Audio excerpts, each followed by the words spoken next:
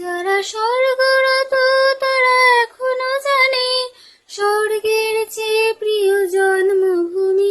এসো স্বদেশ ব্রতের মহাদীক্ষালোভে, মুক্তির মন্দির সোপানো তলে কত প্রাণ হলো বলিদান।